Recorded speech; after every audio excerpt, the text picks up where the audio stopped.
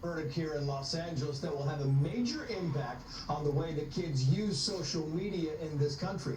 The jury finding that Meta and Google played a role in the depression and anxiety suffered by a young woman who used their platforms. They decided the companies acted with negligence and malice and failed to warn users about the dangers of their platforms. Now, the jury was not unanimous. Civil trial doesn't have to be. In its decision, Meta says it is evaluating legal options. Attorneys Josh Ritter, Brian Claypool, and Jonathan Turley are all here, but first to the senior correspondent, Eric Shawn. He's live with the very latest on this. Eric. Yeah, hi, Trace. Meta and YouTube, as you say, found liable for harming the mental health of a young person who says her depression and anxiety were caused by social media. The landmark verdict coming as the jury right now at this hour is weighing additional punitive damages.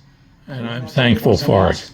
Parents of teenagers who blame social media for their deaths were seen out court, as you see here, hugging after the verdict. They said that they were vindicated. The jury awarded $3 million in compensatory damages, split 70% for Meta, 30% by YouTube to the young plaintiff. She is now 20 years old. She's only known as Kaylee, or by her initials, KGM. She had claimed that the social media sites are addictive and damage her mental health. She says she started watching YouTube when she was 6 years old and accuses the companies of not doing enough to protect young users. Well, Facebook founder and Meta CEO Mark Zuckerberg was a star witness at the trial. He testified that protecting young people, he claimed, was always a corporate priority. But the defense provided documents that showed the companies targeted young people before they were even teenagers. But the company said there's no scientific proof. Their platforms are connected to the mental health issues that we see across the country in young people. Kaylee's lawyer issuing the following statement saying, quote, "The evidence showed that Meta and YouTube knew their platforms were hooking children and harming their mental health. And instead of fixing the problem, they kept developing features to maximize the time kids spent on their apps. Now a jury has told them this is not acceptable and you are being held accountable." Meta says it disagrees with this verdict and says it is now weighing its legal options. By the way, Snapchat and TikTok, well, they settled lawsuits against them before this trial, but currently, Trace, there are about 2,000 other lawsuits against social media companies that are now pending across the country. Back to you. Praise the Lord and pass the ammunition of godly principles. Eric Shawn live for us in New York. Eric, thank you. With me now, Josh Ritter, former prosecutor, criminal defense attorney, and Fox News contributor, and Brian Claypool, criminal defense attorney. Thank you both for coming on. Eric was saying there, Josh, you got punitive damages. We assume they're going to be significant. We know the $3 million was the early one. We're talking about the fact that, as Eric was saying, 2,000 lawsuits, could be a lot more lawsuits of this thing, but nobody is writing checks right now. No, nobody's writing checks right now, and that $3 million is not at all what they're worried about. It's the punitive damages, because in punitive damages, what they're talking about right now is the value of the companies. The jurors are allowed to consider that in arriving at their award. They're allowed to consider, how will this hurt them? How will this be a punitive result for them, so that they understand that their conduct was something that not only was negligent, but was perhaps even intentional and causing harm? That's going to be the real problem. You're right, they're going to appeal it. This is going to drag on forever. No checks are going to be cut soon, because they need to fight this as these social media companies. If they don't, this is a huge tidal wave of lawsuits that are going to follow. And I think the reason that no checks are being cut right now, Brian Claypool, is because Josh makes a good point. This thing is appealable. I mean, they think they've got grounds to maybe get this thing flipped over. Yeah, Trace, this is a dangerous jury verdict. It's potentially catastrophic for social media. But look, they have an appeal based on two grounds. One is the legal causation here, right? Mm-hmm. Under California law, you've got to prove that the social media was a substantial factor in bringing about the harm. There were a lot of other factors here. It's called apportionment in California, where social media said, hey, you were having difficulty with your parents, you were being bullied at school. All of those factors contributed to the depression. So I find it hard how the jury believed that it was a substantial factor. And then one other point, under the Communications Decency Act, social media is not legally responsible for the third-party content on their platform. And if this plaintiff relied on looking at that content, to Josh's point, I don't see how legally this verdict can withstand. And yeah, that's one of the big overdriving points is they're saying, listen, we are just providing you the platform. Y'all are the communicators, right? You guys are doing the communicating. We got nothing to do with that. We're just going to do this. You guys talk amongst yourselves. Yeah, that was the argument up until now, and that's what was so clever about this lawsuit is they didn't treat this as, hey, we're coming after you because you're allowing harmful content. They said that we're coming after you for the product that you make. It's essentially a product liability case. They're saying that no, the way you design this platform, not the user's use of it and what they post, but the way that you designed it was inherently addictive and harmful to young people. We got the lawyers right now for, we assume, for Meta and YouTube. They're going to speak. Let's listen in right now. Was negligent in the way they designed and operated their platform. They found that Meta failed to give what a reasonable company should give as warnings. And they found that Meta's failure to operate their platform in a reasonably prudent fashion and to warn in a reasonably prudent fashion was a direct cause, substantial contributing factor to harming Kaylee to the tune of $3 million, which is not a rounding error. Then they had a set of questions on YouTube. YouTube's defenses that they were just TV were shunned by the jury, and the jury said that YouTube, Google, failed to operate YouTube in a reasonable fashion. And it's their failure to operate it in a reasonable fashion that held YouTube accountable as well. The jury also said that YouTube failed to give reasonable warnings. So after the jury did that and assessed the damages of $3 million, the jury then at that point answered the question of what percentage of responsibility is there on the two companies based upon the conduct as Kaylee experienced it. And they put 70% on Meta, they put 30% on YouTube. Then they gave findings that both of them acted in ways that constitute conduct that should be punished. And these issues were by and large on a 10-2 vote for most of them. We had 10-2 almost all the way down. And so what do we have now? Now we've got a punishment phase. We put the net worth of both companies in front of the jury. And then having put that net worth there, the lawyers had 20 minutes per side to argue. And we've done that argument, and now the jury goes back to make a decision of whether or not it's appropriate to put a financial fine, a punitive damage figure on this case. And that's what we're waiting for now. And once we get that finding, the jury will be discharged.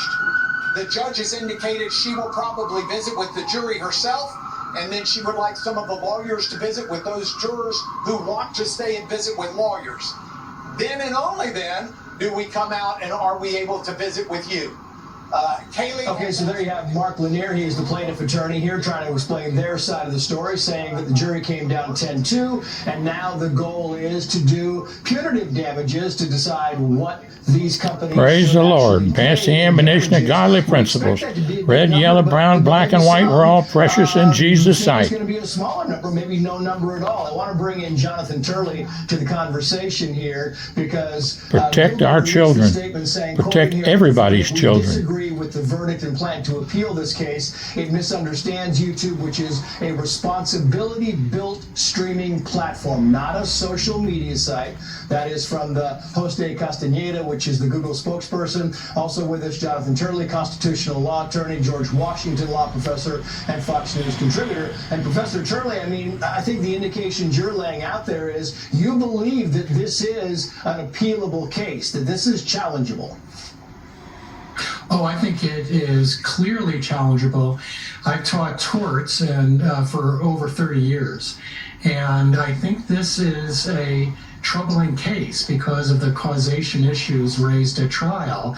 I would be surprised if appellate courts did not view this with some skepticism. There were various sort of superseding, intervening aspects to this person's life, a troubled home and other issues like bullying at schools that could have contributed to her depression and the harm identified at trial.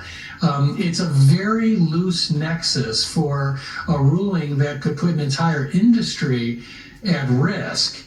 Now, in terms of the punitive damages, it's also important to remember that while Mr. Lemire and others put the value of these companies before the jurors, there are controlling cases under federal constitutional law that tether the size of the punitive damages to how much you got at compensatory damages. So once you're above a 10-to-1 type of relationship between how much you got in compensatory, that is the actual harm compensation, once you get beyond a certain ratio, you begin to have due process problems under the federal Constitution. So that may add another appellate issue if this number comes back and it is huge in comparison to the compensatory damages. So you're saying that if it's 30 million, they come back at 30 million for punitive damages, might be acceptable. They go above and beyond 30 million, then it's debatable. Yeah, the problem is when you put the net worth of something like Meta in front of a jury, the numbers just add zeros in their mind.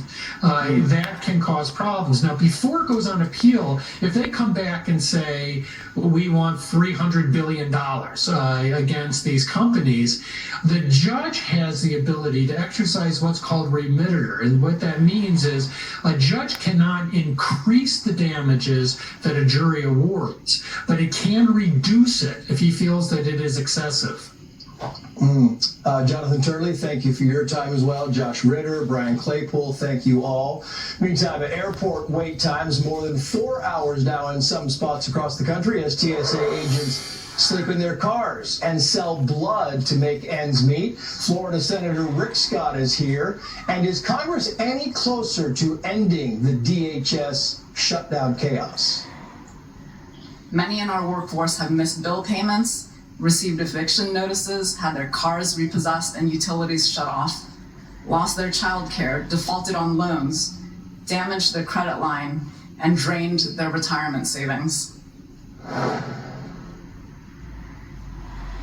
Silver is the precious metal of the future. Travelers and TSA agents who have gone almost 6 weeks without a paycheck. Top DHS officials testifying on Capitol Hill earlier that agents are now taking extreme measures to keep their heads above water. Some are sleeping in their cars, selling their blood and plasma, and taking on second jobs to make ends meet, all while being expected to perform at the highest level when in uniform. Yeah, let's bring in Florida Republican Senator Rick Scott. He serves on the Senate Budget, Foreign Relations, Armed Services, and Homeland Security committees. He's a very busy man, and he says the current proposal to fund DHS without including ICE does not make any sense. Senator, great to have you on the show as always. I want to play some sound very quickly to get the other side on the record. Here's some Democrats kind of giving their explanations as to why they will not fund DHS. Watch. The proposal that the Republicans put forward did not begin to meet the goal of meaningful reforms to ICE. I won't vote for another dollar of an agency that's so reckless, so out of control. I'm a hard no. I am absolutely a no. This latest plan is a non-starter. I mean, you look at this, they are so anti-ICE, but you look at ICE, and ICE has done yeoman's work in a lot of cities. They have brought out some of these criminal, illegal immigrants by the tens of thousands, and they're going into airports and they're lowering times because they're helping. Well, you know, here's what's so frustrating. Now, these are Democrat senators that make $174,000 a year. Some of them multimillionaires. The average net worth of a Democrat senator is over $3 million. And they're okay that people are making $50,000, right? They're okay with them not getting paid. That's exactly what's happened with TSA agents. And Democrat senators have said they have to get paid, so they're still getting paid, right? While TSA agents aren't, that are out there trying to protect us. So, you know, one Democrat senator says, "Oh, I have a mortgage." Well, guess what? So do TSA agents. and they say they hate ICE. ICE is there to protect Americans. We just lost a young lady up in Chicago. What do they say to people like Sheridan Gorman up in Chicago, that family, or Lincoln Riley? They don't care. Democrats do not care about the safety of Americans. This is disgusting.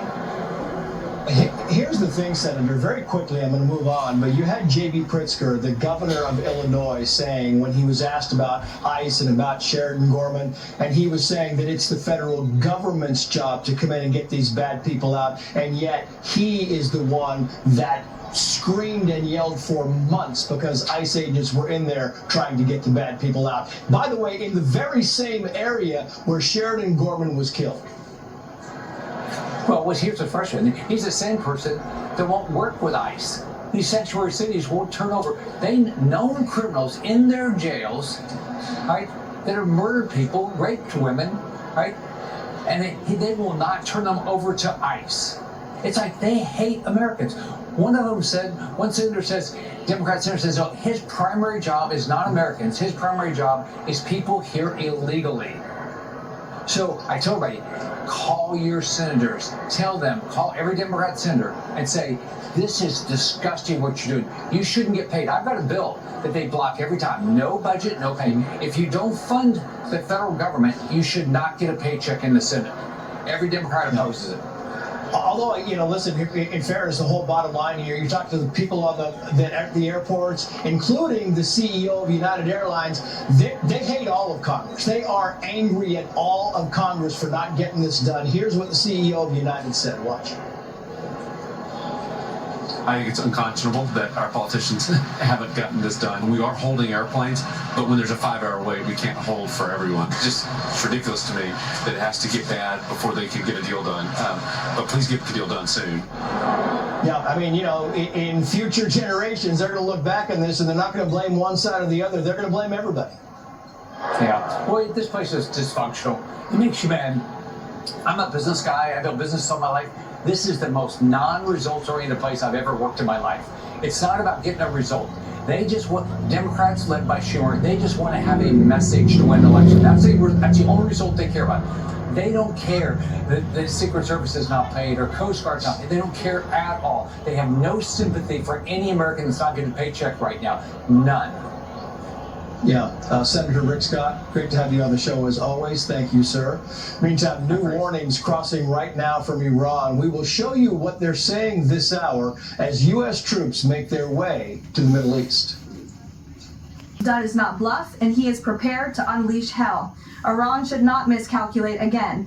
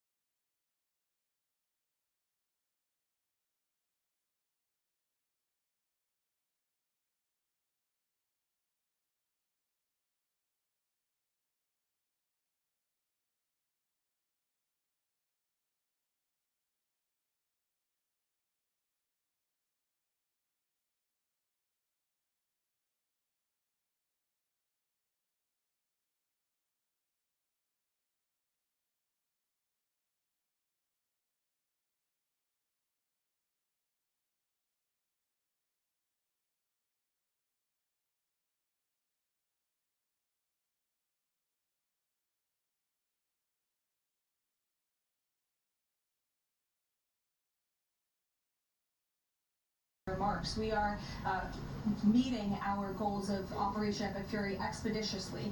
The president likes to maintain options at his disposal. It's the Pentagon's job to provide those options to the commander-in-chief. And Reuters is now reporting that Iran's foreign minister is denying any peace talks with the U.S. and telling neighboring countries to, quoting here, distance yourself from the U.S. Let's bring in retired Army Major General Dana Petard. His more than 30 years of service includes multiple tours in the Middle East. He served as Joint Force Land Component Commander in Iraq. General, it's great to have you on the show. I want to play this soundbite because it's important. This is the Iranian military spokesman saying that Iran will not negotiate. Watch. The strategic power you once boasted of has turned into a strategic defeat. The power that claims to be the world's superpower would have escaped this predicament by now if it could. Do not call your defeat an agreement. The end of your promises is over. On the other side of this equation, you have President Trump, General, who's saying that he is dealing with the right people. I mean, is there a possibility that there are separate factions, military factions inside of Iran right now? Well, Trace, it's good to be on with you. And that's the challenge right now, is to find the authority in Iran that we can negotiate with. Apparently, we have started negotiations with some entity. But there does appear to be some separation within the overall chain of command there in Iran, and that's understandable because they've had to decentralize because between us and Israel we've killed many of their major leaders, so it's very difficult for them to communicate right now. Yeah, the Wall Street Journal wrote the following here. This is the editorial board. Quoting, the regime may feel time is on its side. The Strait of Hormuz is blocked and Mr. Trump backed down on Monday. But before you blink, it will be Friday again. And with President Trump, you never know what he'll be saying by then. In other words, the markets have a chance to kind of cool themselves off. Do you agree that time right now is on either side, the Iranian or American side? Because it seems to me as the longer this goes, the more this benefits the United States. Well, that's complicated to an extent. Time certainly is not on the Iranian side, with the exception of the regime. The regime still exists. So for Iran, the fact that their regime still exists, they feel that's a win. And it looks like the regime will remain intact. However, they should not underestimate the resolve of the U.S. and the U.S. president, obviously. What I like right now, though, is the fact that we've put out what our demands are.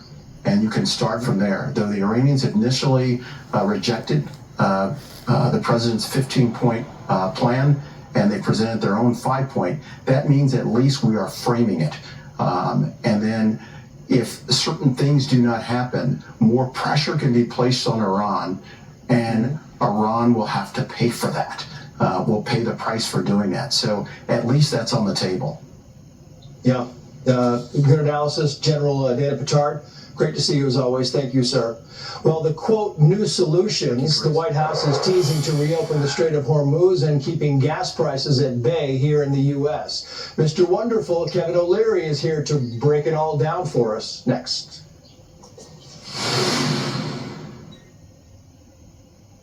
My plane has mechanical problems. I'm trying to get there as soon as I can. Breakfast looks delicious.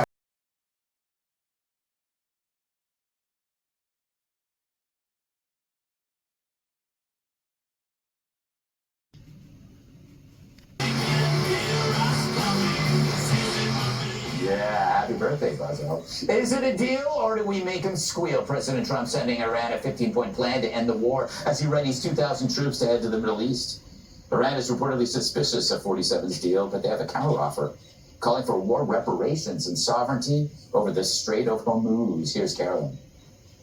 President Trump does not bluff, and he is prepared to unleash hell. Iran should not miscalculate again. Their last miscalculation cost them their senior leadership, their Navy, their Air Force, and their air defense system.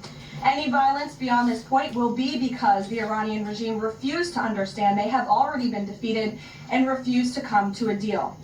Meanwhile, it turns out that Trump likes watching terrorists get blown to bits as much as we do. The new report claims the president gets a daily highlight reel of the military's biggest strikes in Iran, conveniently called Stuff Blowing Up. That is the best title for a Fox Nation show, right? Stuff blowing up? Stuff blowing up, and it's just non-stop things just blowing up, blowing up. Much like my career, Dana. When we first After this segment. Yeah, so you have war reparations versus unleashing a hell. That seems kind of like a push. Well, here's the thing. I don't know what's going on, and I think that's how the commander-in-chief wants it, to be honest. I think that objectively, the military operations from our end are going very well. Right. And I would recommend several pieces of reading for you. But Bret Stevens in the New York Times saying that future generations will look back on this and go, I cannot believe they were able to accomplish all of these things. So militarily, yes. And then you have this question on the diplomacy.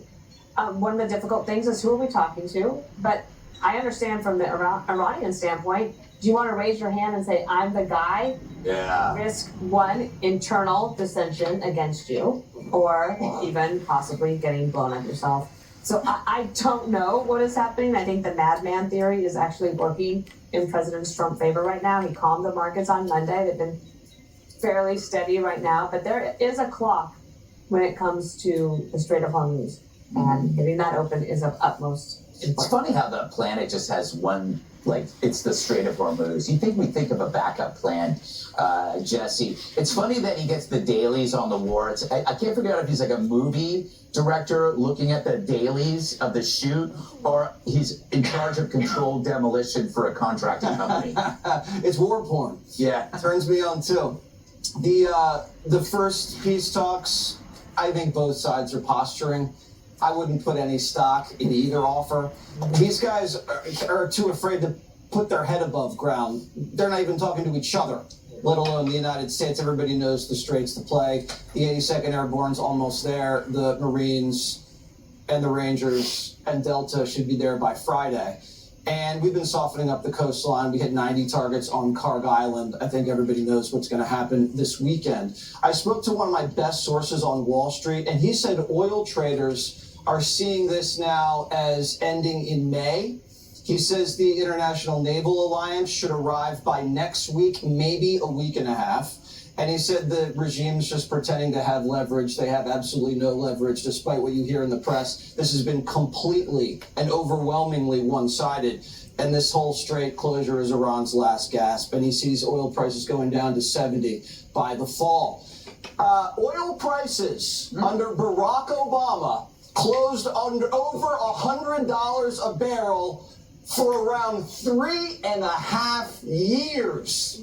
Under Joe Biden, closed over 100 for 5 months. You know how many days it's closed over 100 under Donald Trump? 6. So everybody just needs to chill here, okay? Great article that you mentioned, Dana. I brought it and highlighted it for Jessica. Operation Desert Storm, widely considered a lightning-fast military success. I think 42 aircraft got shot down. In this operation, 0 by enemy fire. The land and air campaign lasted 6 weeks. Everybody remembers how fast that was? We're now in week 3 here. The invasion of Panama, 23 soldiers killed.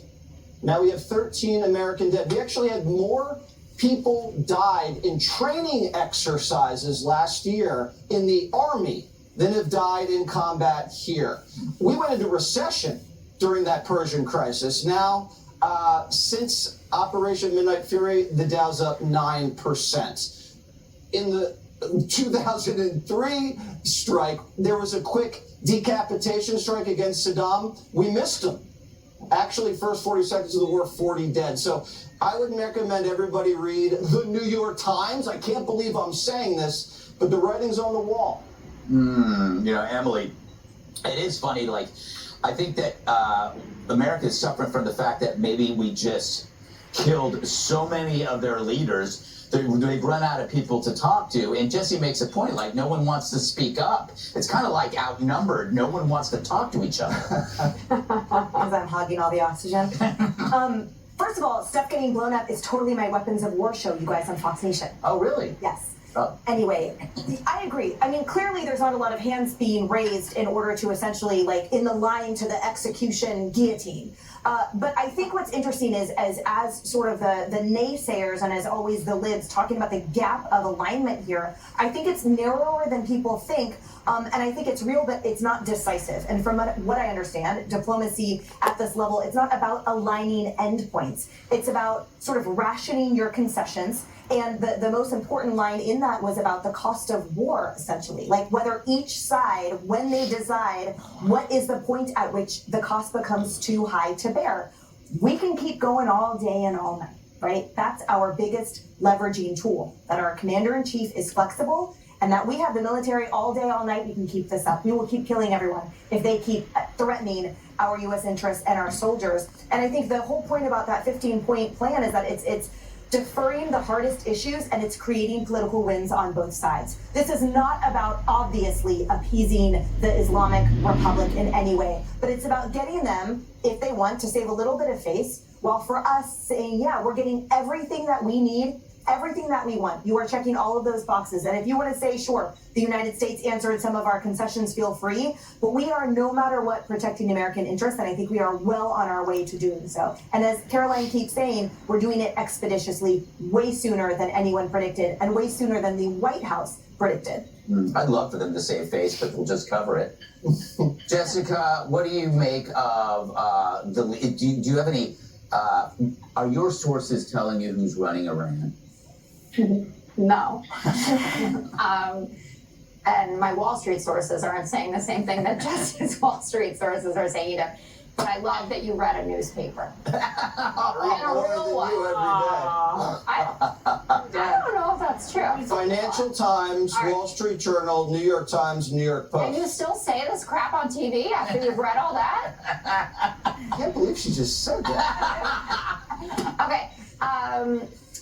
The Daily, War snuff film briefing, there was more to that story than he likes to see what's getting blown up. There was concern that he was not taking in all of the dimensions of this war, and some of that you might think is unfair criticism. I know you like to put it on the libs, and that it's just us, and Orange Man bad, and no matter what he was going to do, we were going to hate it. True. But the Roger Wicker and Mike Rogers, both Republicans, the chairs of the Homeland Security committees in the Senate and the House, just came out of their briefing, and they said, we need to know more about what's going on, what the options are, and why they're being considered. The White House continues to not make a strong enough case to the people who they need to go out there and sell this thing to the American public, and then to the American public themselves. And that's why support for this, and I should note again that this is the least popular military incursion, not excursion, an incursion in modern American history. So take that Desert Storm. The approval for this incursion is down in CBS, Reuters, and Quinnipiac. And Quinnipiac. This is the thing. It's so funny. You try to. I mean, but what are the polls going to? War isn't popular. That's not true. War used to be popular. Well, thank God we've changed. Maybe we've changed. All right. My newspaper joke was funny. Oh, tell me the newspaper joke. I did it. I made it out loud. It was good. On the television. It was good. Too good. All right. Coming up, a Saki bomb. The ex-Biden mouthpiece says Dems shouldn't run a corpse next time.